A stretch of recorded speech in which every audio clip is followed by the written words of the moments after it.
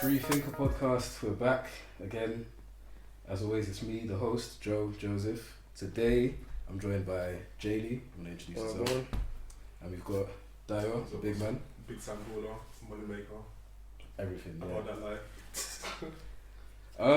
It wasn't that long ago that I did a recording on this, and I was speaking about how much has gone on in the short time we've had in 2020. 2020 is so mad. It's like things just aren't slowing down anymore. Everything's just going all over the place. Has it really been 3 months? That's the question. It's only been 3 months, and the issue we now have, as you can see, well, the people watching the video, we are protecting ourselves from the coronavirus pandemic, which has basically just caused a whole lot of havoc to all of our lives. It's crazy. It came out of nowhere. If anyone wants to give a brief history for those who don't know what it is. It came out of Wuhan, right? Wuhan, That's the place. I mean, yeah, reading on it, it's a bit wild because it's literally just human nature. Yeah. Like ungoverned human nature. Because basically, back in the day, like not like 10 years ago, like many years ago, the like food and everything was controlled by the government, and it wasn't spreading around that much in China. So obviously, the people, China, as we all know, is very largely populated. The people didn't have enough food to go around, so they just ended up eating anything. That's how, and they were using that as well to make a living. So they were selling farming, wildlife. So they were just selling, like, see, we have normal farming, you know, cows, sheep, all of that stuff. But there, because food was so scarce, they were farming everything. They were just they had to eat everything to survive and to make money. And this wasn't bats. It was long ago, but it wasn't that long. Because I watched the video on it yesterday, and this was happening in the 70s.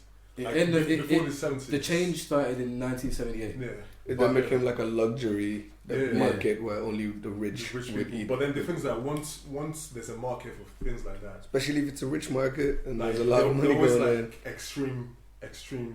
Extreme people, which obviously, like, here, if you want to buy meat, you literally have to go to the supermarket. Yeah. But in China back then, if you want to buy meat, you can just literally go down the market To the wet market. Yeah. And it's not just like normal meat. It's not just like beef or exotic whatever. meats. It's like exotic, different.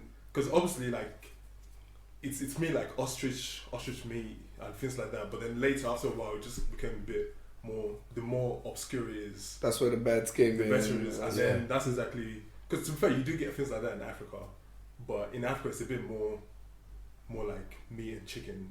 Like, if it was just meat and chicken, not that's like. calm. But obviously you can see possums, It's the bats, scale snakes. of that. And not just animals, like insects as well. It's Literally, the scale. I think they were live making like animals, chickens, 120 and million. Literally, and It's they're 120 million industry. It's a lot of money. I don't think you have that big of a market in Africa. Yeah. Nah, like, yeah, in Africa it's For like wildlife. little Yeah. like pockets, but Yeah. in China's like Obviously, there in nationwide. China, obviously the rural, that part of the world, that part of the country made up for like 80% of the whole population. So they had to, and obviously that has still transpired down in today, whereby they still have these wet markets In cities like Yeah. Wuhan. I think it's also important to look back at the SARS, like when that came out, like 2003 or whatever. That also came from a wet market, but it was suspectedly. in Guangdong, and it came from like different animals, but it was like under the same circumstances. It's like if you mix, because obviously most virus on Earth came from animals. But like, because with the way it's regulated in the Western world, it's harder to contract them because. You just don't have a grouping of that many That's what I'm animals saying. in one place in the Western world. This certain virus, I was watching the video, is suspected, we don't know yet, that it came from bats, and then from bats it went on to pangolins, and then from pangolins, obviously that's when humans. But like in a Western world, like you wouldn't be eating pangolins, which is why in anywhere but China, to be honest with you. Like, it's not a Western world thing. Briefly, like it's come from these animals, and that's the situation of how it's gone. Like, not even just in China. I don't know if you've seen or before heard of America pox. Like, what happened years ago. As everybody knows, like the Europeans when they found America, most of the natives died, but it wasn't actually through murder. The fact that in Europe we had cities which they didn't, and influenza and measles and all these things. People in Spanish Europe, flu. People in Europe were living in cities amongst cows and animals, which it went to them. But since it's immune for them and they took it to America, that's what wiped the population. Because obviously they weren't used to the people or to the illness, so they didn't have the medicine to cure themselves. And there was also one of those things where they were put in, even though we're going to be off track here, they were put in a position where they were like, we're going to have to accept help from these foreign people because our people are dying from the disease that they brought here. According to my aunt, who's one of the active members of those WhatsApp groups we were talking about, like just before we started, it originated in Iran and it's only affecting countries who are anti-American. And to be I'm fair, sure we'll come back to those WhatsApp groups, but right? to be fair though, I'm sure you've all seen the 2013 article BBC wrote about coronavirus. Yes. And they said that coronavirus originally, basically there was a BBC article speaking on coronavirus, the one that we have now in 2013, which said that the new coronavirus is not that deadly. Obviously that was 2013. We all know how things turned out. But then they actually said that the cases that they found and what actually made it a thing was 55 people in the Middle East that caught it. That's the MERS. No, huh? That was MERS. Is it? Yeah, because we had SARS and then that was MERS. But this one wasn't that. This one wasn't that big though. And it wasn't that big. It only killed like 400 people, but it was only no. This one was only like 50 people tops, and it only caught. It was the exact same coronavirus we have now, and it only infected 75 people, killed about 55 of them. That was 2013, but they sorted it out. That was in the Middle East, and obviously. Today, it's a completely different story. The thing's just going all over. Thing is, with these viruses, the fear is just like us, evolution, right? They evolved to be like with this version, with this strain of the COVID-19, it evolved to spread much faster. Fatality rate is still low. Yeah, it only affects people over 60 and pre-existing conditions, right? That's what we've been told anyway. That's what we've been told. But the idea is if you go on the World Health Organization, they're very scared of it spreading and the spreading getting a chance to evolve again. And then it's like when I see people compare it to like the flu, or people say like, oh yeah, we've already had the flu, like the flu kills millions of people. It's not the same. It's kind of the same, but it's not. It's kind of the same in fact. Like, yeah, the boy flus kill more people, but they don't. It doesn't spread to as many. But then what I'm trying to say is like people say, oh yeah, the flu has killed millions of people. Why are we so worried about it? I'm like, if you look at the numbers, like people need to start working in percentages, not in absolute numbers. Like it's relative. Because if this virus gets as big as the flu without us finding vaccine, that is a big problem. That is a big. And you forget that we have certain more evolved treatments for the flu now, not for COVID-19. It's not even that. Like people catch common colds and common flus all the time, so our bodies are more used to being able to resist that. COVID-19 or however you want to call it, it's a brand new thing. And even if people always say like, people have this agenda, the flu's killed this amount of people, so stop worrying. But it's like, the fact of the matter is, it's not even the mortality rate, because the mortality rate is low, it seems low, but like you said, we need to look at percentages, not absolute numbers. And even though the percentages are low, it's the fact that it's so easily to spread. Because the fact of the matter is, people will not know they have it. We could have it. Any of us could have it right now. Right now, we wouldn't know. Which is sorry. No, that's what I'm saying, and we wouldn't know, and that's the dangers of it. And going over to like how, let's move on to like how the UK have handled it, or handling it. They're not really doing much. Boris's plan that we're seeing is to make a herd immunity. But then the problem I have with that is you're basically willing to sacrifice people's lives, like the old, because if you're saying people are going to get it, let people get it, and it's going to sort of sell naturally. If older people get it, that's basically like a death sentence.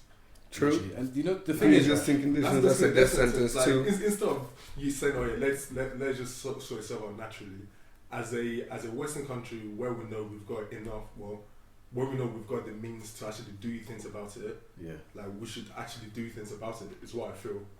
Like at the end of the day, like after the press conference, they had over there saying like your people are gonna die. I was like, you can't really say that. That's bad leadership. Very bad leadership. At the basis of it all. As a prime minister, you're meant to be the voice of calm, of reason, literally, of explanation, and then you just say, yeah, people are gonna die. Like, what are we gonna do? And then, I think it was not just to say people are gonna die, but then to also say, yeah, we're not really gonna do much about it. Because at the end of the day, he did we still have going like shut down like mass groupings. Because they said, oh yeah, the Premier League, everything just go on as it is. But it had to be up to different organisations to say, yeah, everyone go home. Because the Premier League, they made their decisions themselves. Universities, they're making individual decisions, shutting down and just stuff. Just say like the whole country, everyone just. It's not coordinated. Yeah. I mean, I think it was Trevor Noah who was commenting on the Trump's like sort of like the similar to because Trump went on and did a Oval Office address, and that's supposed to be the really serious one, and he basically had a similar approach to Boris, where like the United States is amazing, we got this, we're better than this, we will win this, and then his second address, this latest one that came out I think yesterday, where it was in the Rose Garden, and that's usually reserved for like the scary stuff, and he just came out and he's like, no, we have to go into lockdown, we have to go into shutdown and stuff. Like, will Boris come out and do that? You know what it is? You know what it is? Like, I was reading on someone making some logic on Boris's decisions and the way the UK handled it. Because I even saw somewhere that, okay, if Italy's attempt is to stop the virus by locking everything down, the issue it causes is that, okay, let's say it goes down, all of a sudden it can easily just come back up because therefore a lot of people haven't got it, that's easy going to go around again.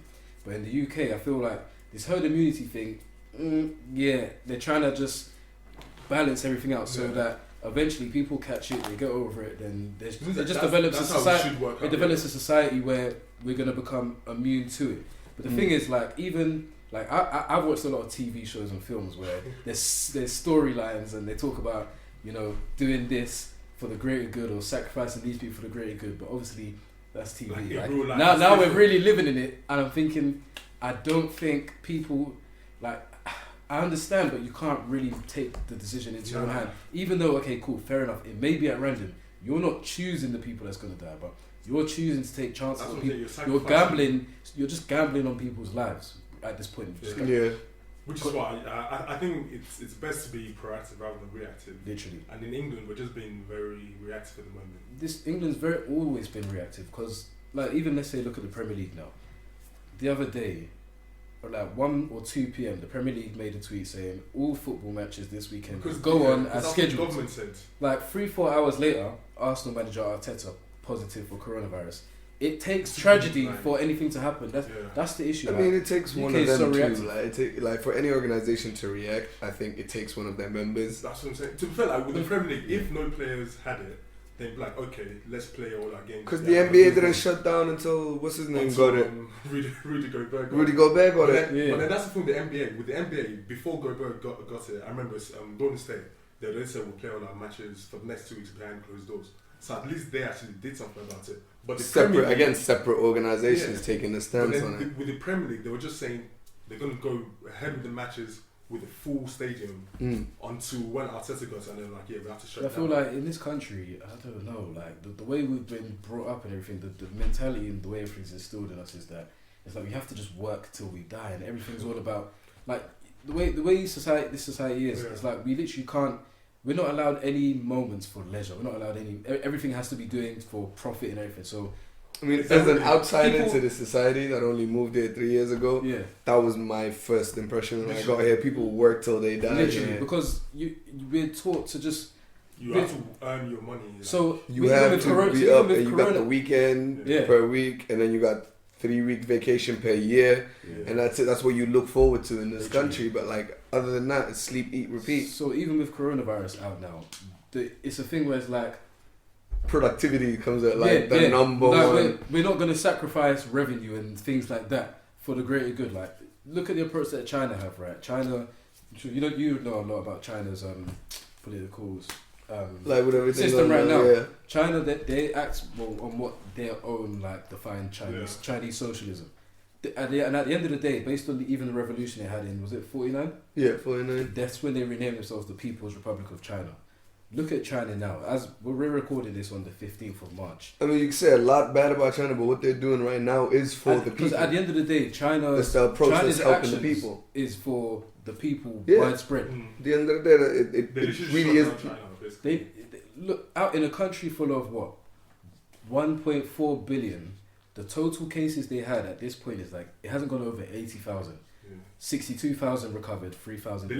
That's like it's funny because it's a full case of an authoritarian regime doing the right thing, right? And for whatever reasons, they were doing the right thing. There are negatives and pluses the way China, you know, the Chinese government. an example of an authoritarian regime that's totally messed this whole up is the Egyptian government. Mm-hmm. So they've announced for the last month that there's no corona cases in Egypt, and that's where that idea where all African countries don't have it and stuff came from. Wait, is that actually real? I thought that was just a Twitter thing. No, that was real because for a long time all the governments in Africa persisted they have no corona, right? I thought that was just a Twitter thing.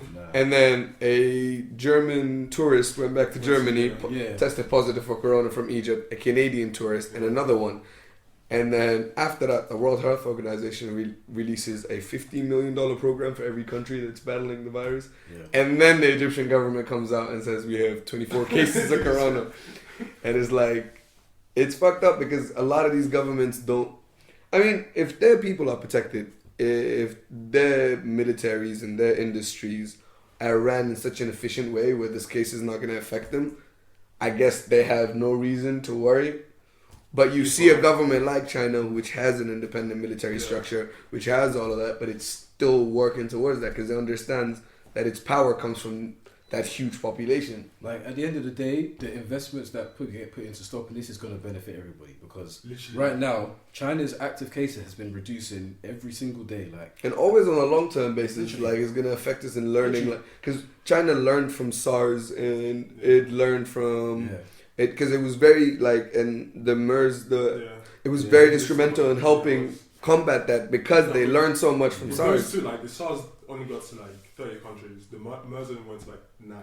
Yeah. But this is and China was there both times trying to combat it. So they know what they're doing. We should listen to them, even though they're fucked up in the head. You can argue for or not. I would say that. You can argue for or not. I'm talking about the CPC, the Communist Party, not China in general. Yeah. But you can argue for or against that, but when it comes to combating these viruses, they seemingly know. The numbers are there, and I think just the facts on the ground look like they seemingly know what they're doing. The thing with this virus is there's no definite way to deal with the virus because I know that human beings. But they have the most experience. I mean that's a bad thing. But we have to, at the same time, we also have to make sure we're doing things to minimize shit. Yeah. Not just saying, oh yeah, it's gonna work out. And I trust the people because I don't trust them. It's that proactive versus reactive thing we were talking about. And when the control, we have no control over what's going on. Literally. Nothing. We just have to. That's the worst thing. The worst thing as a government, well, not the worst, but one thing that as a government you can't do is trust the people to behave. As a government, sometimes you have to force people to stay. That's what I'm saying. Home. At the end of the day, you have to actually you could say you can trust the people, but at the end of the day, you have to.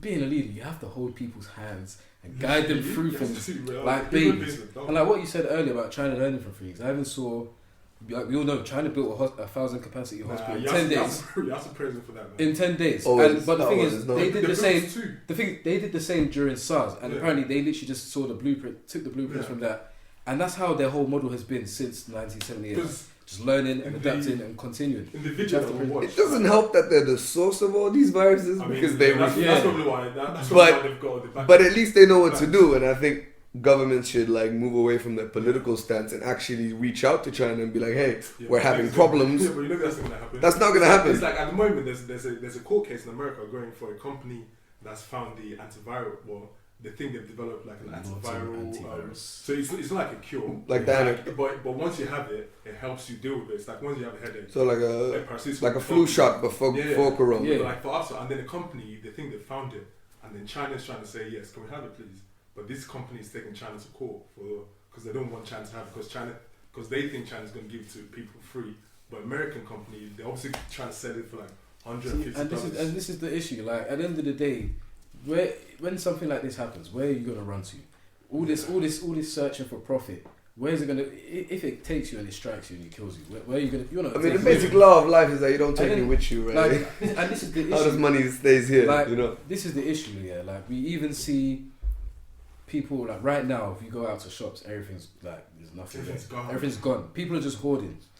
But why do you think? And no, not even before I even get into it, because I'm seeing people saying that taking pictures of empty shops saying this is what life would be like under a socialist Corbyn regime, but this is quite literally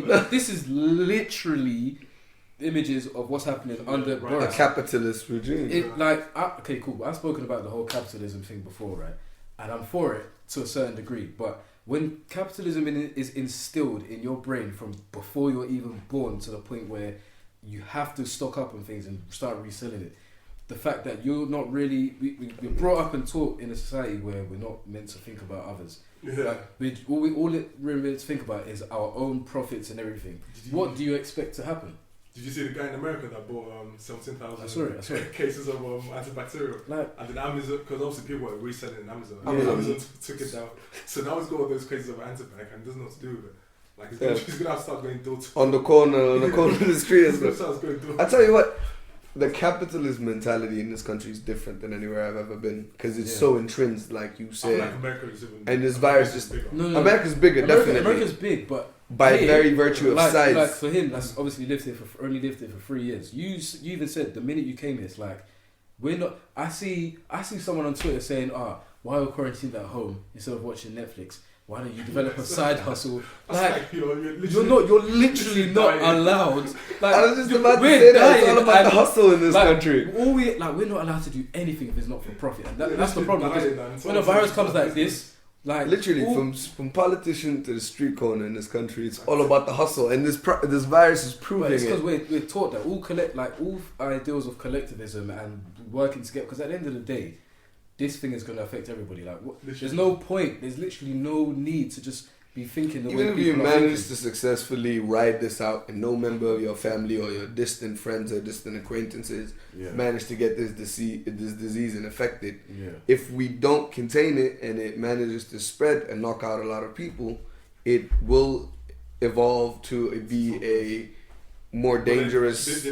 There's a high possibility, and even the biggest organizations in the world don't deny that. They don't confirm it, but they don't deny that there's a high possibility that if we don't contain it, it will pass on as a wave, but it will be the first wave of a lot scarier wave. But the thing that I think we should not overreact is, at the end of the day, it's a virus. Like most people that get it will, because I saw people saying on Twitter like, oh yeah, this shit could wipe out the whole human race. Usually there's like a fine line. Usually there's a fine line between like overreacting to something and doing something and doing something. But I think with this one, there's not that much of a fine line. There's a lot to do without overreacting. You know, there's things you can do without actually overreacting. Yeah. But then at the end of the day, it's like it's also human nature to look out for them. Also, there's one thing I saw, which is people making fun of right. That's fine because I use comedy to deal with my shit, right? I understand that. If you don't sometimes people make fun of important stuff. Like that you see that meme about all Boris is telling people is to sing happy birthday while they wash their hands. That's actually one of the main things you should do to combat this virus is wash your hands for at least 20 seconds because that's how it spreads. That's literally just how to contain. And then you'll have like teenagers read the shit and they will continue not to wash their hands, and you know. Listen, I still see people because I work in an office with like lots of people, and it's more like it was accustomed to shake people's hands. Luckily, like now, and I've never really been a fan of shaking people's hands, but like luckily now, I should get a reason to say I'm not going to shake your hand because I've seen grown men. Like I used to work at Tesco as well, where you handle food. I've seen grown men not wash their hands, just leave the toilet and not wash their hands. Every toilet you go to. I see that before this virus. I see that happen in every single public toilet. I see guys go. I have never been to the toilet at this uni library without seeing one of the people at the library leave the toilet without washing their hands. Basically, what people do is they turn on the tap, they just dabble their hands. Just do that. Like, what you're even inviting more germs. Yeah, that has made it so much worse. You can't spare 20 seconds. So humor is good, but like not humor in the stuff that actually helps us. Listen, wash your hands, people. Not even Corona. Always wash your hands. As an advert Twitter user, Twitter always find a way to find. No, like we already spoke before the World War III stuff. I'm not gonna lie. Like that one was so funny. People died and it's sad, but hands down the funniest thing on Twitter. This guy said people died and sad. He's laughing. That's bad, but hands down the funniest thing on Twitter. Hands down, yeah. But like that was given proof that this generation will go into nuclear annihilation, tweeting out. Literally. Oh my god, that's so funny. When that was all going on, like there was a video of a guy's live streaming, and then the bomb, and like something like a missile just hit him, and you saw limbs in the air, and the guy's just there crying on Instagram Live. People behind him, his friends have just died, like just got blown up. Gotta do what you gotta do, man. You gotta get those likes out. I always say, like, we're desensitized. But at the same time, like Also, I have learned so much about this disease. Because if I didn't have Twitter, I wouldn't trust the news to tell me. Yeah, like I've learned so much about this disease. Like even though there are jokes that make fun of the important stuff we're supposed to listen to, like all the research we've done for this episode has been done on the internet primarily because books are just not quick enough to update some people on something like this anymore. All the newspapers, all TV. The thing we also have to know is that when on presidential times, like something like this hasn't happened in years. This is what I said. This is what I said to someone else before. It's like, I feel like since World War II, like there's been conflicts here and there, but since World War II, this world has been very complacent in peace times. Like there's been like different wars here and there. Okay, we've had Vietnam, 9/11, but peace numbers are up. Something on a global scale where everybody's life is now in danger. I don't think like now we're in a generation. Let's say before, like during World War One, we had World War One. But by the time World War II came, there was still a generation of people who went through World War One. So they're already on alert, like, and that's how you can say their preparedness is already there. But it's been such a long time. Been such a long time. It's like you just don't think like something like this could happen. Even our parents' generation, World War III, the World War III memes thing just gives you an example. We're not a generation that really. I'm just scared for what the future holds for. Like, we're not really a generation that's too scared, I think, about what the future holds. Because I think our parents were more scared of what the future holds. Yeah, it's like. But we're more adapted to the unknown. You have a lot of members of our generation that embrace the unknown. You know what I'm saying? Like it's not good to live your lives in fear or whatever. But even I don't know if you guys do this sometimes, but sometimes let's say, especially when I'm on the underground, maybe because of the bombings back in years ago. But sometimes when I'm on the underground or like when I'm just like let's say we're at an airport and everybody's just like getting on with their lives, I always think to myself, what if not one person here in their minds is thinking that something could happen right now, and in such a small scale because obviously I'm sure we've played Call of Duty Modern Warfare 2. We know about the airport scene. So sometimes I think to myself like something like that could happen and nobody's aware, and this is in a small location like this.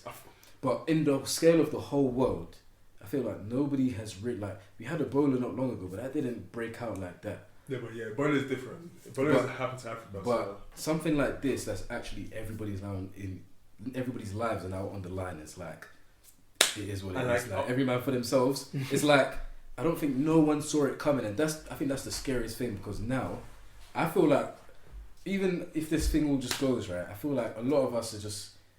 It's going to be hard to just get on with our lives. We're going to have like, even though a lot of people are going to be living with PTSD, not even over the fact that they caught it or they were ill or they lost family or whatever, but just the fact that something like this could happen again, and the way we're so unprepared for it now is like. You know what this unpreparedness for me stems for? What? I see it like security theatre, like relatively in the world we've been living in a world where the threats are a lot more concise. Like ever since the ending of the Second World War, it was communism, and then it's terrorism. You know, it's human based things that we can identify, and we can reason with, or use force for. Other than that, it was also like we were used to our politicians coming out and telling us that's the big bad. We need to kill it, right? We can identify. We are not used to our politicians coming out and saying we have no fucking idea. That's basically that's what Boris came out and said. We don't know anything, man. We literally don't know. And you have to like look at like the preparedness of countries for diseases like this and whether they've dealt with stuff like this before. And the UK is one of the least countries that's ever had to deal with this. Here's the thing. It's because the UK, like I always say, look, if you live in the UK, when we have high winds or just snow, the UK can't prepare for it. Like a little bit of wind or a little bit of snow, all transport's off. Like, and that's something they've dealt with for years. Like that's something they've had practice that has happened for like as long as people have lived here. But something like this now, they're just what makes you think they can prepare for a virus? Something we can't identify. It's not like putting grit salt on roads when you know it's gonna snow, and even then they don't do it properly. So what makes you think a virus is gonna come? And they're going to take the necessary precautions. The UK don't have the balls to make the decisions that are necessary because they're thinking about other motives, things that aren't really as important. But the thing is, it's not just that the government, I feel, the problem I have with these steps we're taking, it's not even that we're just being relaxed about it. I saw a video this morning of someone who's coming from Milan and they've literally just been let through the Heathrow Airport. Yeah, there's no checking. China are doing heat temperature like, checks everything. Literally, I work because where I work, we know we can do heat checks for people coming in, but it's not been made mandatory, so people don't do it. Like I know at the airport, they can literally just say, yeah, we're going to heat check everyone coming in, but they decided not to because the government hasn't made it a mandatory thing to do. And I'm just wondering. It's not one of the things that are a myth but they're actually effective. You see China reducing down the number of people leaving with the disease through that. Like a lot of the way African countries have been able to keep this disease out is because we have had to keep diseases like this before out, like Ebola, and we have had time to buy those equipment on a long range platform and be able to implement the shit throughout the country. I don't think the UK has ever had to deal with something of this magnitude in years. Like ever since the Spanish flu, Europe in general hasn't had to deal with something like this. How many people did the Spanish flu kill? Or was it I think over a quarter of the population. Even swine flu, because obviously when swine flu came out, we were like year 4, year 5. Swine flu, and I didn't even know that swine flu killed about 230,000 people. Yeah, I didn't know because I was young. But the mortality rate when I was going to school back home in Sudan, like around 4th grade, 5th grade, there were 3 different outbreaks up until like I finished high school. We had swine flu when that came around. After swine flu, we had pig flu. Oh yeah. Did you ever hear about pig flu? Was a thing, but I didn't know it. We had that, and then we had because Sudan is very close to the Middle East, so we had MERS at the end. So like, in a way, being less economically developed has made a lot more countries more ready I feel like for Corona. One of the reasons why it hasn't been to Africa a lot, because niggas don't go to Africa like that. No one's going to Africa like that. Also, like, in the sense of readiness, there's this thing going on Sudani Twitter where it was, so some doctors in Italy complained how they don't have enough tubes to get oxygen to Corona patients that are struggling with like respiratory problems, so they can't breathe. And what Sudani doctors have always done is that when they need like an emergency tube and there's none available in stock, because we've always had none available in stock, the doctor would take their stethoscope, disable it, and use the tube itself, and it actually works because it's medically cleaned anyway. So like, it was a response to the doctors in Italy, and it was a response, and then this one guy was like, yo, African doctors have had to work through such shit conditions, they're just ready for this disease. Literally. And when I talked to my mom about it, she's like, yeah, I went to the doctor and I got checked. I'm like, yo, you can't get checked in the UK. Yeah. Because it's such a long line if you can get it. It's even worse in America. It's even worse in America. And she's like, no, they have this proprietary testing shit that they made up. They're making it available and free for everyone. Because I think in America before it's like $1,200 to get tested. Yeah, like who's going to go to the hospital? And they have the budget for that already.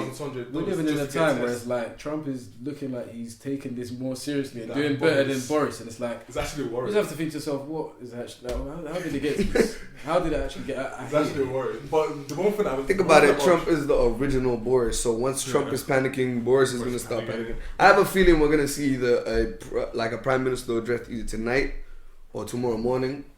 Yeah, I have a feeling we're going to cancel school tomorrow. Still going to do our coursework though. Yeah. Online. It's going to be online. But the one thing about Trump is, to be fair, as Trump, as a politician, I actually don't think it's that bad. I just don't like him as a person. If you look at him objectively, he makes the hard decisions. But the one thing about him is his Twitter account is so funny. You can't take him seriously. Literally one day, he tweeted, "Oh yeah, it's no big deal. It's just the flu. We've had the flu. The flu's killed way more people. Why is everyone panicking?" And then 2 days later, shut the borders. Shut everything so I'm like, did you not know this when you tweeted that? And I'm thinking like, if the whole president of the country, you know what, something that's like that. That's security theatre, because the Trump administration or any administration before it for the past 10 years and the past 40 years before that, they've had to calm everything down and only rally people when it comes to issues that they benefit from, like terrorism, like communism. But when it comes to anything else, they've come out and become the voice of reason and calm people down. But it didn't work for this one. because people are already panicking. But again, it goes back to what you said. In those times, you can actually identify the threat, and you know what's that. You're in more control. If it's a physical thing that you can see, terrorism, like you can actually target it. Something like this is scary, and that's another issue, because I think that's the main issue and why everybody's panicking so much, because we can't identify it. It's not a thing where we can use brute force. You can't use. You can use money to help, but you know when you can't use money to bribe the virus. Research. That's what you need. You can't do these regular things that we're so instilled and taught that solve problems. We can't solve problems with that. Yeah. Everything we haven't been taught in terms of solving problems, be it collectivism and just working together as a unit for the sake of the greater people.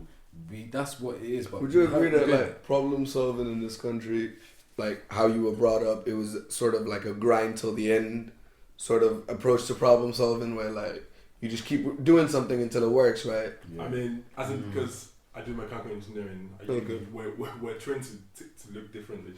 So it's not just look everyone. Yeah, that's like at a second stage. I'm talking about like the high school like stage. At first, then because I went to a British school.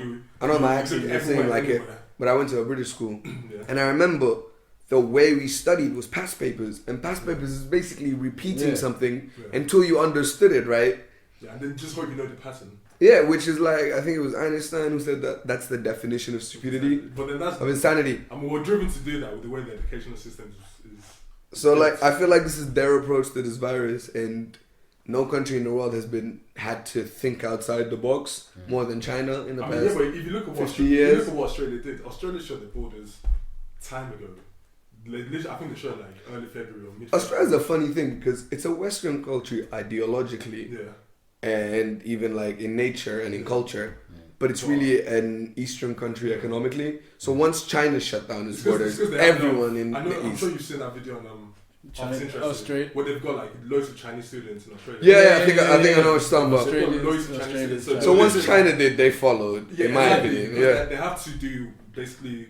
They can't stray too far away from China because they've got so much dependent heavily.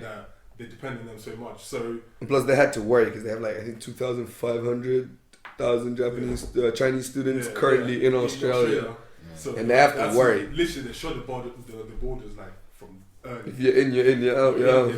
That is literally the best way to stop viruses. Like, you can be clean, or you can just try and keep everyone apart. Because at the end of the day, I could wash my hands 10 times a day, but if the person next to me has got the virus, you will find a way to contract it. Yeah. That's why again, unless I'm living in like. That's why again, like I see some reasoning behind like Boris's approach. I don't agree with it at all. Yeah. But it's like, let's say Australia closed all the borders now, the virus, and then they just don't get the virus there, and then all of a sudden, like it starts to die down everywhere else, and then let's say that it's only like let's say like 1,000 people that have it. Let's say like 20 people now enter Australia. It becomes a massive problem for them. While everybody else is suddenly getting over it. That's why I feel like they're trying to keep a balance, because even so, the NHS can't handle stuff like this. You see, they're the pushing. Thing is with Boris, they're pushing self-isolation because the hospitals can't handle it. They can't hack it, and it's like that would be they like just a want crazy people to, situation. They literally just want people to get over it. It's literally like that video, the guy that says "tough times never last." only tough people last. That's literally what Boris said. Like. Listen, it was not gonna last, but that's literally what Boris said. Tough times never last, but tough people last. You got it. Peace. And it's mad, like it's crazy. The thing is though, with Boris, you have to understand he's a career. For me, like I look at him as a career politician, and that's the difference between him and Trump. Oh, definitely. Trump is a career spokesman and a showman, and he is an amazing showman. Yeah. But he's not a politician. So like, if you look at his administration. It's been crazy, his Twitter's crazy, but it's basically like a Republican president, you know? All his decisions have been Republican. They've just been forwarding the Republican agenda as opposed to the 8 years of like Democratic agenda. And this is what Boris is doing now. Like he's crazy, he's insane, he's using the same Trump tactics, but it's exactly how a conservative politician would have reacted to the situation. He would have, like when it comes to not shutting down the borders, his policy is not like literally out of like craziness. It actually has like a line of reasoning. I don't agree with it. It's not like they've just gone to a room and just said, we'll just leave it open. No, the line of reasoning is, I don't agree with it necessarily, but the line of reasoning is that the countries that have most infections already do test it, and they make sure no one with the virus leaves. As long as we monitor the intake. Yeah, so it's like if the virus, it's like we don't have it yet, so we don't have to shut down the borders yet. Yeah. And the people that have it, hopefully, they won't come here.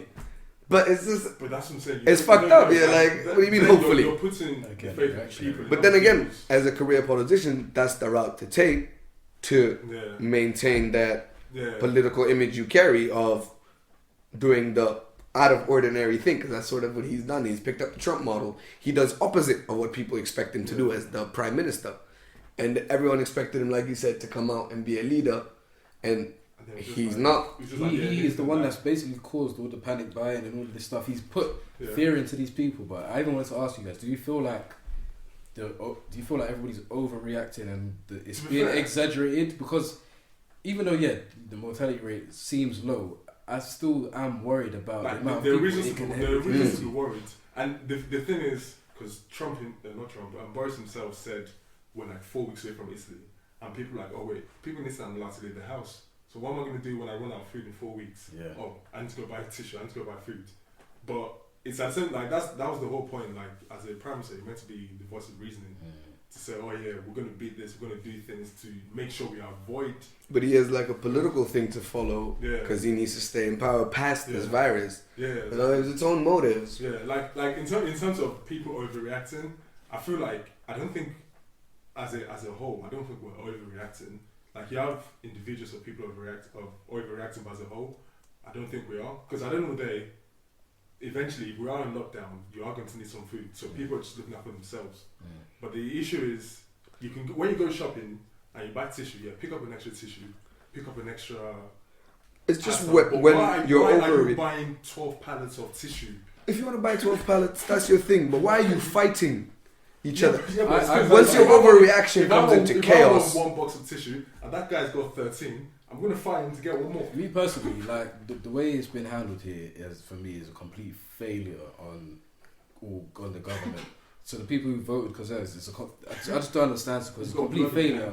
And I'm very sure eventually, if they say we're 4 weeks away from Italy, just watch, there's going to be lootings happening in this country. Listen, that's what I say, they shut down the gyms and headlining those lootings. There's I promise you, there's going to be lootings in this country because everybody's going crazy. And the thing is, the way Trump and all the UK media speak is like they're flaring up the panic. They want people to panic. I don't get it. Like, what did it? Okay, cool. People are spending more money now. Is that what you're happy about? I don't understand. Then at the same time, it's going to be a case where if this virus goes away, and then in like a month, and then people are like, oh, I've got enough food to last me for 3 months. I'm not going to go shopping this week. So it's just going to end up balancing. That's the thing. The main issue. Like, demand is demand, you know. Like they say, okay, most people who are young and healthy, they're just going to get over it. They're going to feel mild symptoms. It's not going to deal with them that much. Cool, but what happens now when you're not allowed to leave your house and you can't get food? Not even if you can, even if you have someone else to go and do your shopping for you, there's nothing there, and that's a big problem because a lot of old people can't be going. They can't. A lot of the most vulnerable people, so many people, they can't be doing the bulk buying, and they just can't even go out. They can't access anything. I went out yesterday to buy some food. I can't buy pasta. I can't buy eggs. Like, what's really gonna happen? Just imagine if I'm gonna have to start eating possums like and bats. I'm gonna have to start doing what they did to cause this virus to spread into the first place. When it comes to that, this is actually like a good picture because we're getting hit by something that's a pandemic, but luckily it's not that deadly. So imagine if it was more deadly, just imagine how crazy. Imagine if something hits that had like a mortality rate of like 10%. Like everyone, the funniest thing I've heard or I've read is how the ammunition centers in America is skyrocketed. So people are not just buying tissue; people are buying guns. Actually, that's smart. That's smart. When the riots break, the riots start, because once there are no more tissues to buy, that's when people are gonna be killing each other. When I run out of tissue, I know my neighbor has got. I got a Glock. I'm gonna go. So you kind of never run out of tissue if you have a Glock. You know, everybody better start going to gym now because you're gonna have to fight for your life. Like, I'm telling you, boy. To be honest, when it comes to like overreacting, I don't. Like I said earlier, like there's a fine line always between reacting correctly and overreacting to something. I think in this case, there's not that much of a fine line. I think there's good advice out there. Yeah. Just you need to go and find it. Yeah. But if you just wait for your social media or for your news to deliver you the good advice, you will panic. Literally. Because if you just go on Twitter, you'll laugh it off, but every once in a while they'll send you a tweet that makes you. Because social media is a company. Like these social media like websites, they're a company. They're a profit-based model, no matter which way you look at it, Twitter or not Twitter. And panic makes them profit because it keeps you on the application more. So even if your timeline is filled with jokes about this shit, the app's goal is to make you like panic, so you stay on this longer to find out more. Literally. So like, there's good advice out there on how not to panic, on what to do about this topic. You just gotta work hard to find it, I think. But the annoying thing I don't like is how, as a community, too many people having too many like different opinions about it, and that's when it comes down to the government to just say, okay, here's what we're going to do. They need to give us that trusted scientific knowledge. At the moment, literally, the only like consensus we've had to everyone is self-isolate if you feel the mild symptom, wash your hands, and stay inside if you can. Apart from that, flu treatment is like sort of the main thing. Obviously, like they're even trying to reduce the number of people going to hospital, because obviously, if someone has a runny nose, they're shooting straight to the hospital. And that's just going to end up... I heard that runny noses means you don't have it. That's just a common cold. I mean, it depends, because you can never... That would be you can never know. A nice distinction for the viruses to give us, right? I don't think it's ever that easy. With what you said, that I think one of the issues, and this probably one of the scariest things, is that like the government, they can't... You say that, so we kind of would rather have facts over anything. Like if the World Health Organization to give us facts, but the fact of they do. Like if you go on their social media sites, they the thing is, us people, Doctors Without Borders. That's another one to look out for. We don't know shit. Like we really don't know what's that. Like at the end of the day, all of the people dying in this country said, okay, age this and above, underlying health problems. But there's some people, and there's been a growth in China, not really, but in Europe, there's been a growing number of healthier people that have died from it, which is a scary thing, because like now the narrative of because even still, like everybody keeps saying, oh yeah, it can't stand temperatures of 26 degrees. It's like, do you guys know where Iran is? Like Iran is not. It's very hot. You think Iran is like Iran is a hot place? It's in the Middle East. Like you think it's cold there? Of course it can survive in high temperatures. But obviously these facts and figures from out of nowhere. Out of nowhere. If we have a lot of these are originally in social media. That's what I'm saying. Like if we haven't got one voice to look up to, then people are gonna go find information themselves. Like I was on Twitter the other day. One of my close friends. Like normally I don't have to discuss this on Twitter because it just gets long. But he said, "Oh yeah, this virus has got a higher percent." He said the common flu's got a higher death rate than this virus. I'm like, but it doesn't. But what the number I was looking at was the number of people that were admitted to the hospital last year for virus. There was a higher death rate, like 1.4 compared to 1.3 in England. But that's because only 500 people went to the hospital for common flu. Because if you have common flu, you wouldn't go to the hospital. No one goes to the hospital. So I'm thinking, where did you even get these numbers? They're not representative of the facts. Where did you get these numbers from?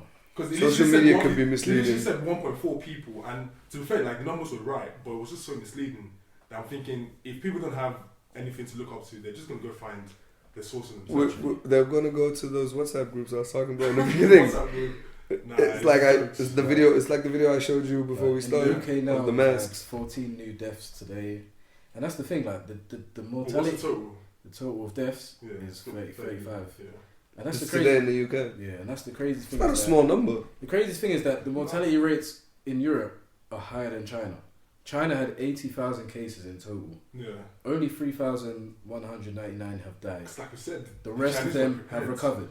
But in Italy, they've had like half the amount of deaths as they had in China, with 4 times less the cases. Yeah. Like just like that. Damn, that's too. Just like that.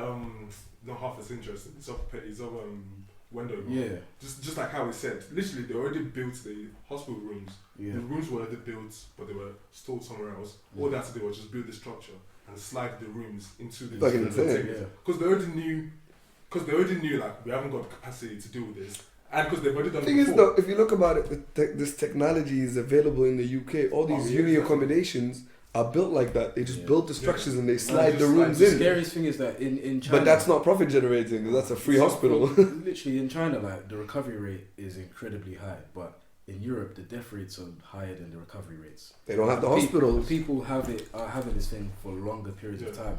Normally, at first when it started, they were saying, just 2 weeks, you go over it.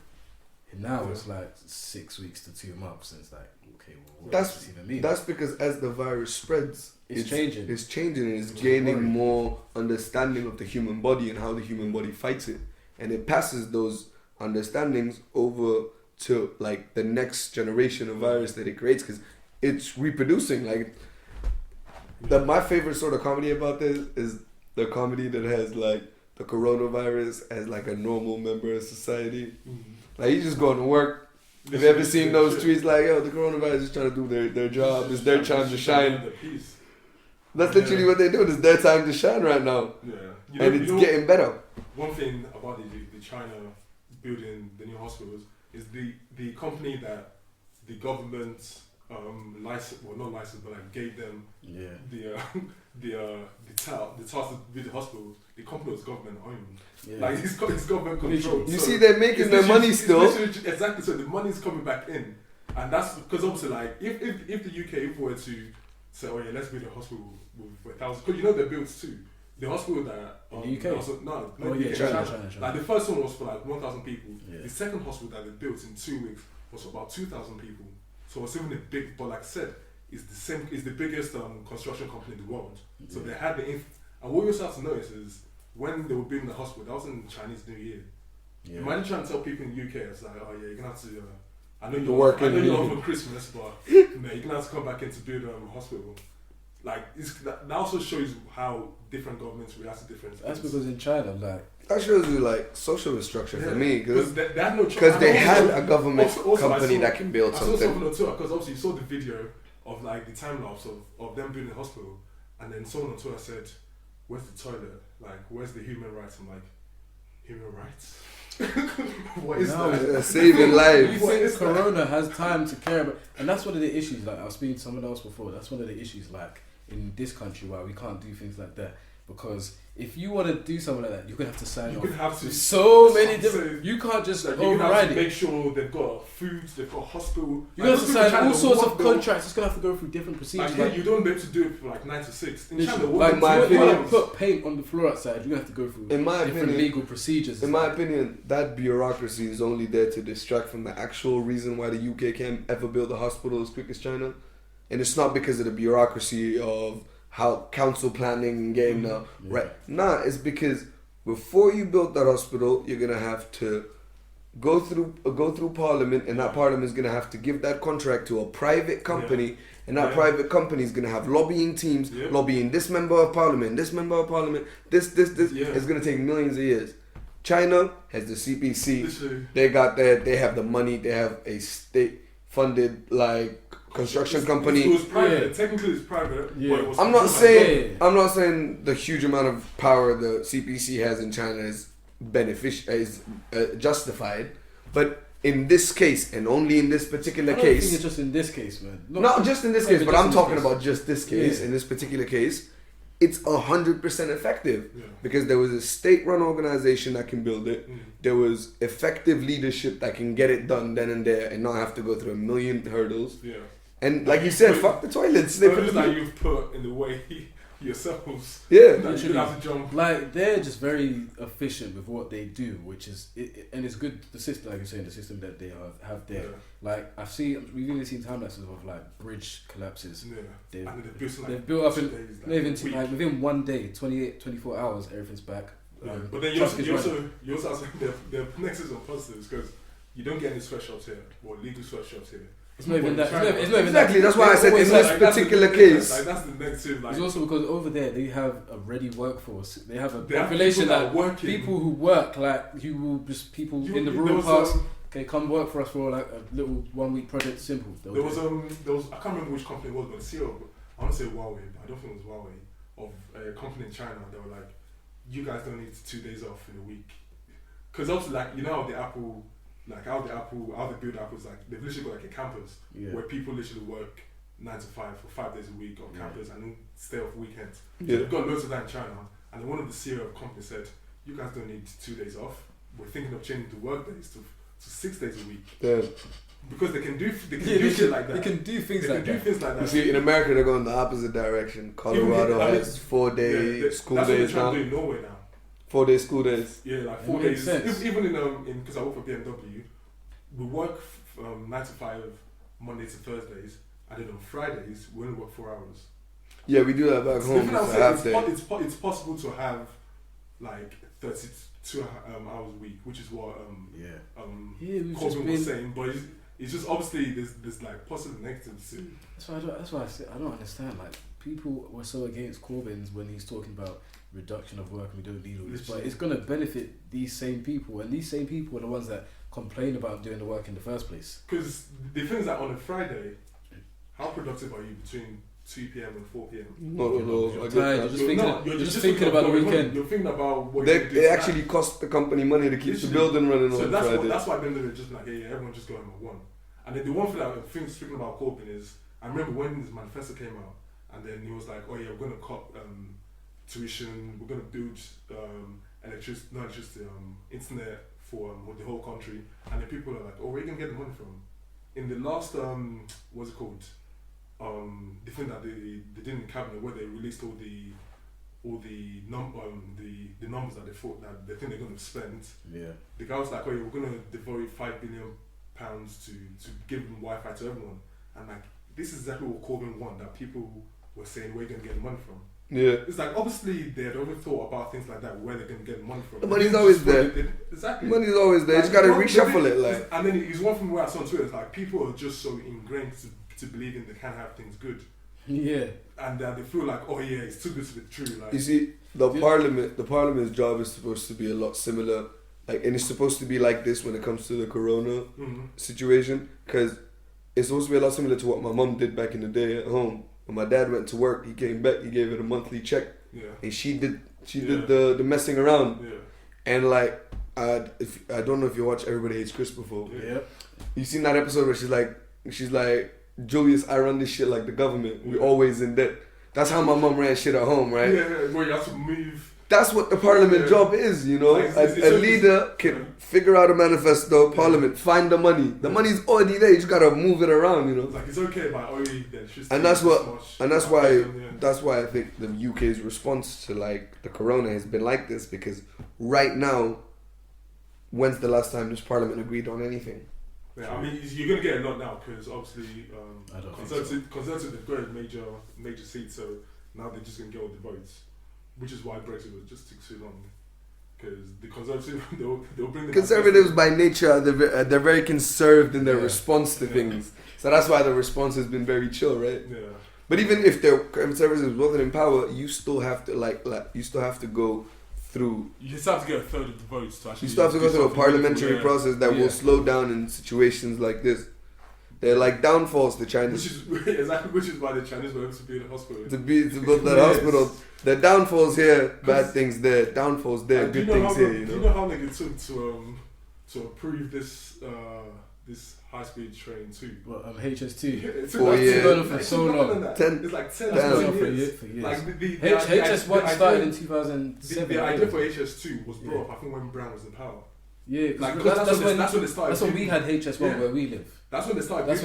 And the thing is that even this HS2, it was agreed now and said, oh yeah, we're going to start by 2030. Not even just that. Have you seen how Crossroads been delayed by like 4 years now? Yeah, I was just about to ask. I've been watching Elizabeth line. I've been waiting on that one since I've been going I was a through kid. Woolwich for how many years now? Since like 2010, looking at this Crossroads thing. I'm thinking this was meant to open 2018. Then I think they said, okay, this November 2019. Now it's going to 2021. It's like they just can't do these things properly. I think it was like I was in Sudan when we heard about this shit. That's how much they made it a thing. I was in Sudan and we heard that they're getting like the Elizabeth line. Oh. They're getting a new.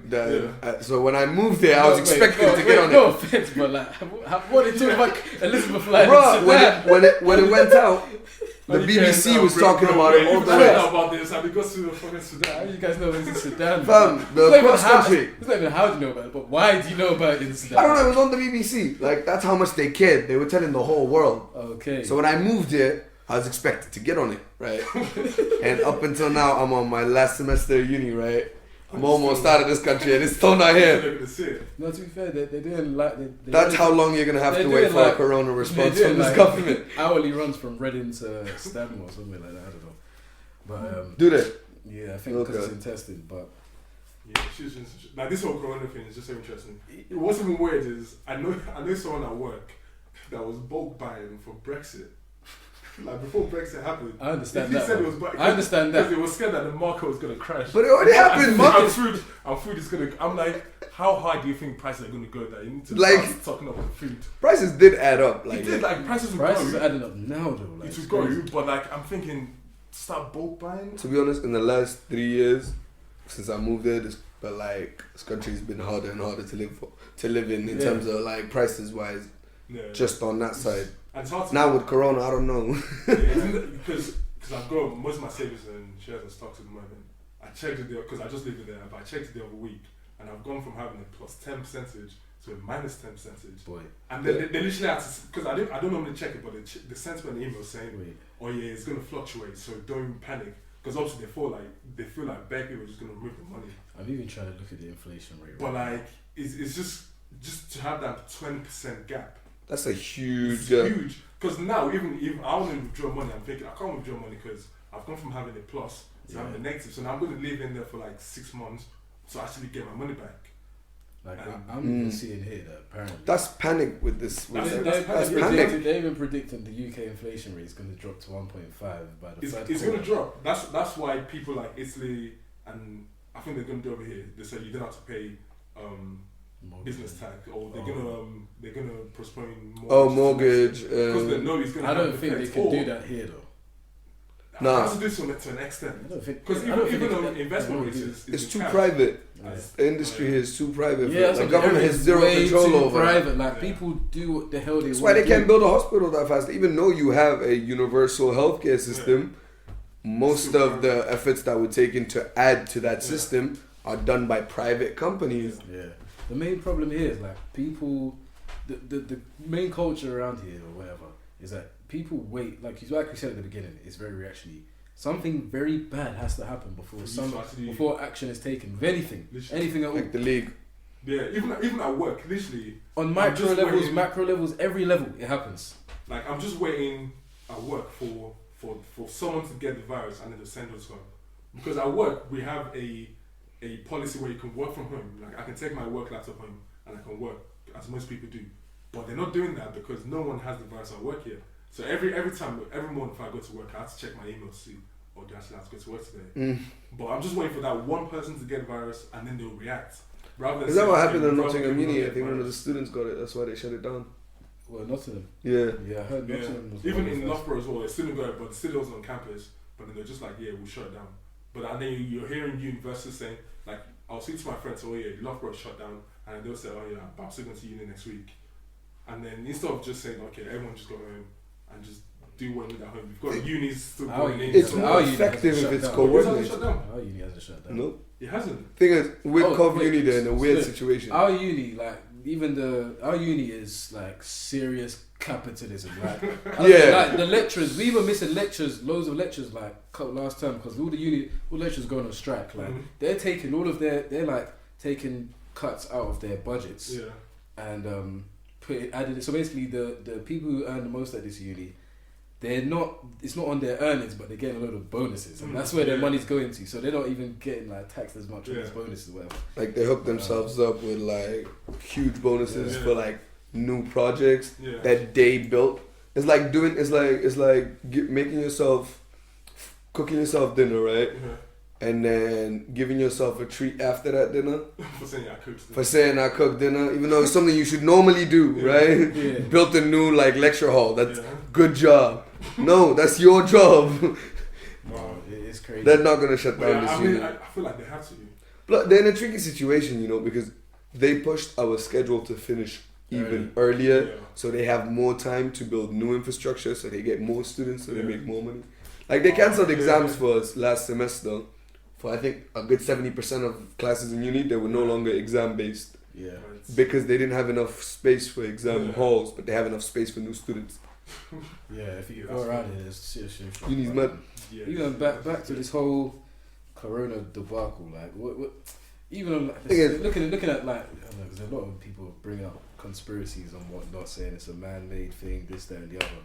I don't know if you guys have any. I watched the video yesterday by a doctor I follow on YouTube, and it said to say Corona is a man-made is kind of like an insult to doctors trying to find a cure for it. Because if you're saying it's a man-made, it means the cure is out there somewhere, and people just don't know that they can't find it. Or that makes sense. Or it's being hidden. Always been hidden. So like trying to say like it's a man. But I mean, if the virus is out there, then you can't really hide the knowledge to how to make the vaccine out there. You kind of like insult, but then he goes on to say it could be man-made or man-influenced by the way we're more like interlinkable in the world, like how we can travel all over, and obviously like the way this government saying this virus is very bad, but we're not going to do anything about it because we can't do anything about it. But then it was a serious, like if you want to go down that rabbit, you said like, maybe it does want people to. It's because like the responses have not been coordinated. That's the most we've done to make this like disease. So you can't say it's man-made. You could say it's man-influenced or human being influenced, but even that I don't think it is, because I still think the government, what they're doing is for the best interest of the people. If one person walks up to me with one more conspiracy wait, this government, it's the best. I think now what they're doing is what they think is the best for the people, because obviously they won't do things. Taking gambles though.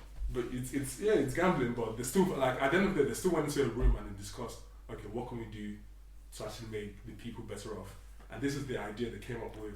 You may not agree with it, but my thing is that they discussed that with the connotation of like, how can we make the people better off while not affecting our own like interests? There was a thread that I hope they did. Yeah, I hope they did it. Yeah, they're in there to do shit. To do shit. Because I feel like a lot of their reasoning and whatnot, I feel like they're just taking this out of like films and stuff. Like they're just like, seeing what would happen in a movie. The herd mentality. When I read on that, so I've got this thing up which I was reading the other day. I think I sent it to you about they're assuming what the government strategy is, and they're saying that most of the population will inevitably get it, which is probably true. And due to limited resources, they want to manage this. Yeah. And based on this idea, so obviously they want the people to get infected until hospitals begin to reach capacity, so that people will get it and be letting go of it at the same rate while other people catch it, then cure, so that they can just balance the amount of people in the hospitals and whatnot. That's the thing though, the balance is the risk, and because people who are mildly ill, obviously they're just spreading it non-stop, because a lot of people don't even know they have it, and even still like, people, you've seen some people have it mildly for a long time, and out of nowhere, boom, it just hits them, which is the scariest part. But then the thing with that is, even like flattening the curve, which is what most countries are trying to do, is the whole idea behind that is not to reduce the amount of people that get it, but to just spread it out. Because let's say like 1 million people are going to get the virus. You want 1 million people to get the virus over 4 months rather than over 1 month. Do you think it will get so they have more ability to deal with it? If you get like a massive peak, this is the thing. The hospital, we literally can't do it. Do you think it will get to those type of numbers? No. Because China, like I said, China in a country of 1.4 billion, you won't get a million. Only had 80,000, and it basically within the next 3 weeks, China just not gonna have it. You won't get a million because at the moment we've got but that's the thing. In this country, 130,000 people that have it. There's 165 right now. It's gonna. It's gonna get a million. But that's worldwide. Officially, maybe. No, I was even thinking. Do you think we'll get to 1 million in this country? In this country, nah, definitely. Because I'm just looking at this. I'm looking up the statistics now. I've got them up because the thing is, actually, because I was thinking in this country, because obviously in China, like within the next 3 weeks, this week alone, the active cases in China has gone down by 6,000. So within the next 3 weeks, it's just going to be. They're on 10,000 now. It's just going to be going down. Italy, they currently have 17,000. in this country we have a population of 68 or 69 million right now. Yeah, but this country is dense as hell. It is. That's the problem. Like China, yeah, even though they're very populated, they're only dense in their cities, and if you get 80% of that country is countryside. So it's not as dense. It's not going to go around as much, and which is where if you think about 80,000, I don't even know. I don't know what percentage that is, but that's not even a lot of people, and that's the total. And that's the total cases that. But then that's what I'm saying. With China, you have to take the numbers because I know people. I know someone who had a friend in China saying this is like the early stages. That said, the numbers that they're saying is not true. What in China? In China. So we this is someone that was there because there was a student there, and then they had to fly to New Zealand to run away from the virus. A lot of countries' governments are not trusting China's results, by the way. I like everything China said. I'll take it but the World Health Organization says they comply with all like testing regulations. Obviously, but then they do what the hell they want to do. That was like how the first case of coronavirus was like early December. It was November. Yeah, like November, early December, and then they were like, oh yeah, it's just a flu, go home. And then it was like when they noticed like, oh yeah, 45 people have come out with this. And different. It was when they all came from that wet market. From that wet market. They were like, maybe we should look into this. So like a month passed before they realized that, because they were trying to keep it quiet. Like that's what happened to that whistleblower. The young doctor that was like he died now as well. He died of the flu, and then you're thinking he died of the corona thing, and so thinking, you're just thinking like, are you sure you got it working on it? It's like how but you really think that the figures they're given are accurate? I don't think it's accurate at all. But how do you because plus or minus, I'd probably say around 10-15% plus. That's plus or minus. So like the 80,000, I reckon they've got over 100,000. China is a government. They only lie when they have it's not just incentive China. to lie. But it's not just China. As in South Korea, I mean, it's not just China that haven't it reduced. Though. South Korea have also been saying they haven't reduced. And if anything, I trust South Korea more than China to a degree. Obviously, North Korea. I would try and get into North Korea right now because North Korea looks safe. I saw they chilling. They have good Kim is killing everybody that has it. I saw a meme that said, I don't know if you've seen the video. It was like a TikTok video that was like the number of cases in China is going down. And then the number of North Korea is like 1-0. 1-0. I saw that. Like, North Korea, I mean, what? Realistically, I hope that's not what they're doing, but like, I mean, how do you know? You would not put it past them, though. I need to check if they have this thing in like Hawaii or Samoa, because if it's there, then that's mad. That's scary. Yeah, but they have a lot of like Chinese that reach that have at the end of the day, huge Chinese population in Hawaii. Yeah, but everywhere, the whole of sub-Saharan Africa has a huge Chinese population though. And it's not, but those are people who actually lived in actually take residency in Africa though. That's the thing. But the thing is, it's not really the Chinese people that are spreading it so much everywhere else now. Like much as the people returning home. Yeah, like now I've seen is the Italians like that are spreading everywhere. Wu have changed the epicenter from China to Europe. So now more cases are coming out of Europe than they are in Asia. Damn. So like the epicenter of the pandemic is literally now. It's not Europe. That's because the majority of that side of the world of East Asia is China. The landmass is crazy, but the whole of Europe could probably not fit into China, but take up a nice proportion. So it's the same thing. I'm like traveling around Europe is the same as like I don't know traveling around your local town. Everybody's just all over the place, everywhere. Like it's dangerous, like you said, man influence rather than right now, like flight prices. Plane tickets look like bus tickets right now, man. I'm actually £10. If I just knew what future hold, like I'm just so tempted just buy a ticket somewhere.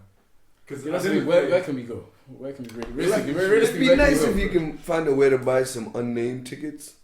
What do you mean? And then you can sell them again after the crisis goes down and just change the name. I mean, I don't know if they have it in Liechtenstein, but I don't know if you saw. You can rent the country of Liechtenstein on Airbnb. Well, you could have. Oh yeah, they stopped it now. $70,000. Yeah, but you could. They took it off now, yeah. Yeah, you could rent before. Snoop Dogg tried doing it for. He tried shooting a music video there. Yeah. So it's like, fuck it, I'll just rent out the whole. You could rent the country on Airbnb. The government put the whole country on the Airbnb. Yeah. So you can rent for $70,000 a night. If that was still up at, I don't know. That makes sense. Just get a group of people. Just run some highs to quickly book out that place, man. And just chill. Or just create your own corona like quarantine. Exactly. You know what I'm saying? In the country of I might just buy a bubble and just like walk around in a bubble like a hamster. I mean, The Simpsons. I think the saddest the one. Dome. Yeah, I don't like it because I love Simpsons predictions. They're always on point. This was a bit off. I hope it's not. Because that episode was about a radioactive thing. It wasn't about a virus.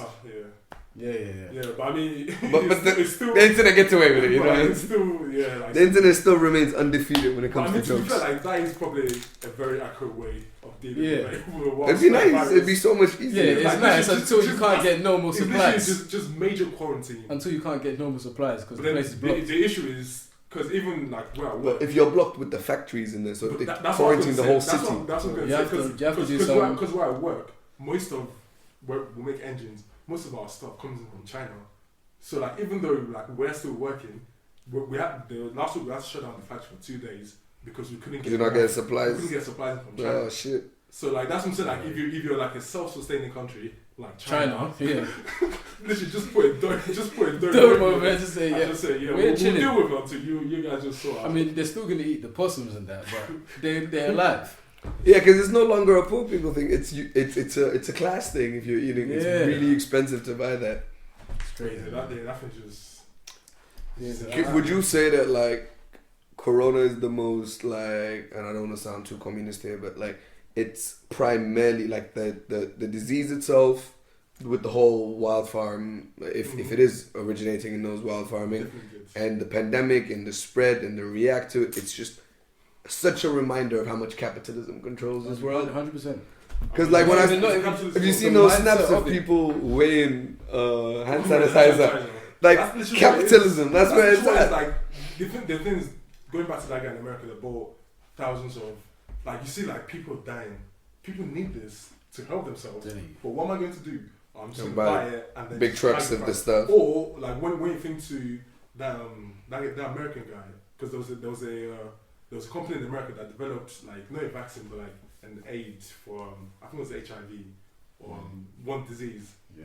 But then he bought the patent to the. Oh no! I know what you're talking about. I don't know. I can't remember his name. And then he hashed the price for like $10. It's like $400. $750 towards the end. Yeah. People need it. That capitalist mind state is.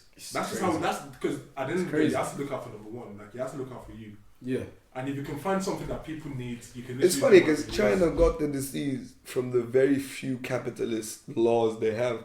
And one of that wild farming law is predominantly protecting the rich in China. To be fair, in the farming sector, it kind of does run. It kind of does run with a lot of capitalist influence. Yeah, I'm talking about like that specific wild farming law. Yeah. It's specifically a law engineered to protect only the rich. Yeah. So which is like, according to the Chinese, that's the most capitalistic thing you can do. Yeah. But it is in their system. But that's because they have they're rich is a lot of the people. Like they have probably one of the lowest poverty rates in the world. They took 250 million out of poverty. Yeah, the mainly middle class. I don't know if they have the lowest poverty. I know they have like they have high poverty. They have one of the highest. No, they have the highest disparity between because the rich are rich. Because so many people are getting rich faster than the people who still. They're the most billionaires in the world. That's true. Like in Tokyo, but they have a lot of. The only reason though they still have a high population of poverty is because the population is still high. If you look at it in percentages though, it's not that big. It's only the disparity between the people who are rich and the people who aren't rich that's increasing. That's the issue. But then the one thing I find interesting, they've shut down all the wet farms in China. So they done that last time. They did last time, and then they amended the rule. Because I was watching the video, I'll keep watching videos. But I was watching the video on it yesterday to say last time it happened, the pangolin wasn't part of because the government, they were like, okay, you guys can have this wet farm. But this is the only animals. Pangolin, I remember. The pangolin and the bats were not in it. And they brought them back. The tiger wasn't in it. But then after that, they amended the rule like 2008, 2010. And then they've included the pangolin, the bats and tigers in there. Was it a Vox video that you were talking about? It was a Vox. Yeah, I think it was in the same video. They said the reason they did that, it was because of heavy pressures by political elite who are also who are the main consumers of bat and tiger meat in China. So I'm just thinking how soon before they open up, because it's going to open again. They have to. Because last time when the government tried controlling... At least we know that when it does open up again, they're the most prepared to deal with the disease. That's the government still control hospitals on deck. On deck, they know how to do that. Because they know it's going to happen. And if they open again, it's going to happen. it's definitely gonna happen. I think we can solve the whole problem if we agree to stop giving China praise for their sick hospitals, and they agree to stop selling bats and stuff in the same place as tigers. I mean, it's good that they need to respond well, but I would rather we don't have to get into a situation to respond at all. that Exactly requires a response. Because this is what it is. They have spearheaded the response in SARS, MERS, and now Corona. But they has given us SARS, MERS, and Corona. And then you know that Neil deGrasse Tyson video he sent to me the other day, where he said, where it was on an interview, it was with Hot 97. But yeah, he said. Oh, it was with Sway. Yeah, with Sway. Yeah. And then he said something like how this virus is a very good virus. Wait, Neil deGrasse Tyson went on Sway to talk about the coronavirus. coronavirus. It was actually very interesting. To talk about the coronavirus? No, he's been on Sway. That has to be the sickest YouTube headline ever. Neil deGrasse Tyson. He goes on Sway all the time. Like. I seen that. I just didn't know he was talking about Corona. But like, yeah, he compared it to the Ebola, where obviously the problem the Ebola had as a virus, it kills you quickly. It kills you too quick. Like if but someone gets Ebola, you can contain it quickly. You can because if someone has the Ebola, they know. I can say in like 2 hours, like this guy. And it doesn't spread unless with bloody fluids. So but the virus, like someone could have the virus and you just be spreading, and you wouldn't know. The thing with the virus is if it had a high mortality rate, it's a problem. That was a problem. That's what they're afraid of from it coming, like it going away. Us obviously containing it too slowly, like you said, in 4 months rather than a month. Or it's spiking and then going down and then returning more deadly. Like hopefully when most people get it, or as more people get it, the mortality rate should go down, is what I'm hoping. But if the mortality rate, but if we see an opposite of that, that's when you need to actually run into the store and get stuff. Like the mortality rate for this is about 2 to 4% worldwide. The Ebola, and it's 10%. Decreased as it spread. Yeah, so far it should be. That's how it should, because obviously your data is more accurate. Like the more sample size you have. But if it hasn't, that's when I think we should really be hitting the stores like, yo. Exactly, that's when people are not overreacting. People are reacting just exactly. We're not underreacting because I'm got nothing in my house. Digging underground tunnels and stuff, rebel squads, all sorts of shit. Days later. Do you know, like the way this is going on is like. 28 weeks later. I've realized this is what I was saying. I mean, you might have seen me say it before, yeah. The year 2020 has, with all this coronavirus, all of this stuff that's going on. This year is what we imagined 2012 would be like. See, in 2012, everyone's talking about the Mayan calendar. There's all this stuff out of the world. There's going to be earthquake, there's going to be natural disasters. I remember, because I used to play, I was a serious addict on Assassin's Creed. And that 2012 stuff was all what Assassin's Creed was about. They were talking about, the 21st of December, 2012 at 12 p.m. So I remember sitting in classroom that day. I was in a music class. This was like year 9 or something. Or year 8 or year 9. And then I remember looking at the clock and just thinking, alright, it's about to go down. Now, please. And when it did, it's like, cool. Oh, shit. No one would have suspected that a couple years later. This is the real 2012 is actually happening. Because we've had the floods, we've had the fire in Australia, we've had the fire in my thing is, we've got celebrities just dying all over the place. It's I always look at it like history. Like I did GCSEs in my history, so we did 20th century history. So we did 19 all the way from 1911, start of the First World War, all the way to 1998, the end of the Cold War, right? And it was annoying because we had to do that intensively. So no, I can't look at any event that happens in the world without just try to compare this timeline to last century's timeline, and we are not having a good go at it. But I feel like we might be a world war short than them because it's currently 2020 and we haven't had a World War One. I feel like but we're going crazy. I feel like the comparisons that of more similarity happen over between longer time frames. If you were to look back, let's say like 300-400 years ago. Then you can... History takes longer to repeat itself, I get you. Only problem is that obviously back then the world wasn't as globalized as it is now. So we don't really have records. Like we don't know prior to Columbus, we don't know what was going on in America. Like they could have been having tribal wars and all sorts of shit, like all sorts of madness could have been going on there. We don't know what the hell is going on.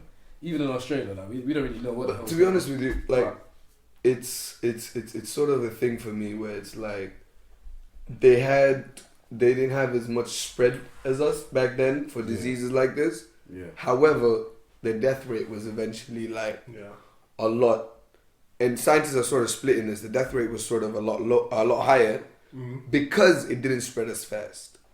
Yeah, and they used to think they couldn't really treat. You know, because it didn't spread as fast. Not as many human immune systems have gotten the chance to fight it. So no immune system has figured it out yet. So apparently it's a good thing that it's spreading as fast, because the more it spreads, the more we learn to fight it. That's the thing, like if something like a virus comes and you get used to it, then fair enough. But if something more deadly comes, then that's... I think all we're waiting for left is confirmation on life outside of Earth. But we've seen everything so far. Another day. We'll get into that another day. We've seen everything so far as like this. I don't think we've seen everything, because we haven't seen anything. Even things on Earth we haven't seen. Trust, like the oceans. We don't know about the oceans. It's only 5%. Like, I would rather be afraid of coronavirus than see a massive meteor in the sky like the dinosaurs. Apparently, that's flying by Earth soon. Aliens are real, 100%. Did you see that? We'll get into that another day. Did you see that? Meteors. The meteor that's passing by. This one is passing by. But then I'm saying, as this generation... But these things pass by all the time. Even speaking of, like, when you mention generations, this is what I've been thinking. I've been thinking this for many years. It's like, obviously, we get a lot of our ideas and creative like thoughts from films and stuff like that. That's what I was about to say. I, in a lot of films, I've noticed, and a lot of stuff I've watched, like, there's always that one generation where shit is about to go down. Like, we watched, let's say for example, Naruto. It's his class that shit had to go down. Harry Potter, it was his group of people where things are about to happen. And I figured, like, maybe us lot born in the 90s, whatever. I feel like us, we're designed to think like that. Especially us 90s kids, like, we are the make or break civilization. It's never just the virus. We've got climate change on our doors. Like that too. I forgot about that. The entire time we were talking, I was relaxing. It's like, now we got this doesn't take us out. Climate change is gonna get us. To be honest, what I meant was like, this generation have ticked off all the movie things they grew up on way too quickly. We grew up on meteoroids. We grew up on like floods destroying the earth. We grew up on viruses destroying the earth, locusts destroying the earth, all the way to the Old Testament. That's happening now. Right now. We're ticking off these boxes way too quickly, you guys. Like, we've only been around for like 20 years. So what's gonna happen the next 20 years? Then again, I sort of find comfort in the fact that need our to start parents. Building that bunker. I'm telling you. I sort of find comfort in the fact that our parents were alive 40 years before us, and they sort of thought that was the end of time. It wasn't global warming for them because they didn't care. That's probably why we have to care. That's what we hear. But it was the nuclear annihilation in the Cold War that was going to be the end of time for them, and it was also their disease and stuff. So I find comfort in that. Like, it's always the end of time. Like, luckily we haven't made anything that should scare us that much. I mean, I'm scared about coronavirus. Like, I'm not too scared about it, because obviously the only thing I'm scared about is passing on to someone and potentially killing them. Yeah. Because the person that work, I'm not on a personal level. I don't get scared of stuff I can't control. I know that's a thing to do, but I can't control it. I'm gonna walk away. But then that's what I'm saying. Like, if I have it, it's gonna be at the back of your mind. Like, It is at the back of my mind though. Like, I remember this girl. I was at this like party thing for the Voices Society last week, and this girl sneezed, and I was the only one in the room that said "bless you." Literally. And this one guy looked at me. He's like, so I was like, do I somehow have it because I said bless you? Like, it's like when you're on the train, everyone's so intense. I feel like if I just start sneezing, I'll probably empty out the carriage. Trust me, man. Like, if I'm just standing on the train, a cough is worse than like a terrorist threat these days. A cough is like a terrorist threat these days. Like, I work, like, it becomes so subconscious, like, because I work in a big office. Like, you hear someone sneeze all across the room and everyone will just look. Like, you best not cough again. If you've coughed twice then. During the Ebola, I flew into the UK during the Ebola epidemic. Like, can you imagine? I flew directly from Sudan to Dubai. And during the whole thing, you could just feel it in the plane. You're sitting down, like everyone's looking at you. That must be how all the Asian students feel like. No one's gonna say anything. Everyone wants to be hopeful, but that's how Asian students feel like now. Yeah. And and like, it's funny because the epidemic of the epidemic is now shifting its center to Europe, and now I'm just gonna be. I'm gonna be looking at European flights like. I'm seeing African countries refusing Europeans, and I'm seeing Mexicans not allowing Americans into the country. It's hilarious. Like, life comes at you fast, man. What goes around comes around, But yeah, nah, it's a bit wild. Hopefully the whole thing just literally. I just goes away before summer because I'm trying to live my life. Yeah, man. Like, I mean, summer's we'll cancelled. get like as with everything, we get past it, but we want to get past it with the least amount of casualties possible. Yeah. You know, it's not like fuck it, I'll get past it and fuck everybody else. Yeah. Let me go grab as much toilet paper ever. It's like no, we will get past it all together, and like all the people that are sick and shit, I hope they get better. I mean, it's a great time to be a toilet paper company right now. It's a perfect time It's to a be great honest. time to be. But then, like, imagine you like investing in toilet paper like 3 months ago. I don't get how Why we you have gotta- panic. I don't get how we have invest panic in in, paper? in uni, for example. Like when you go to lectures and stuff. No. I don't get how people are panicking because literally we're the last people to worry in terms of like our age group. Like my cousin and his wife got it, and they're both like 25. They live in Australia, and they got it from just the huge Chinese population there. You know what this reminds But me they of? were they're quarantined for 6 weeks, and they're fine. They're flying back to Sudan just until it's over with. Do you know what this reminds me of? The freshest flu. Oh, yeah. Sorry. Freshest flu. Yeah. It's like how easily that spreads around. Exactly. And literally, I remember my first year of unis. For the first 3 months, you could just hear people just coughing and sneezing. Yeah. And how is that you? No. And how people spread around so quick. Or how the virus spread around so quick. Fam, it's mad. I think we should just close off there. How long are we talking for? Nearly 2 hours. I swear. Oh, what? Yeah. I asked myself the question, how long we be talking for? Like, Nearly I 2 think hours. 2 minutes ago. I was like, yeah, it's been an hour. Did not feel like Closing off, let's just, I think we can just say right now we're kind of living in that quote from A Tale of Two Cities. Best of times, and it's also the worst. The worst of times. Nah, I feel you. We're I living in a definitely nice feel you. time, nice social media, all of this stuff, but there's also a lot of shit going down. But, just remember, tough stuff times is in life. stuff. Yeah, tough. Tough Never people. lost. Only tough people. I think that's the tagline to take away from this episode. Anyway, thank you guys for coming on. Jamie, if you want to shout out yourself, plug yourself, wherever. No, shout out. I just want to say it's always there in the times, you know. I'm not worried. It's always been there in the times. And Dayo, you can go as well. Anything's a tissue if you're brave enough. Yeah. Anyway, that's a wrap. That's a wrap. Thanks, guys. Catch you later. Anything's a tissue if you're brave enough. And stay safe. We hope to hopefully by the next time you hear us.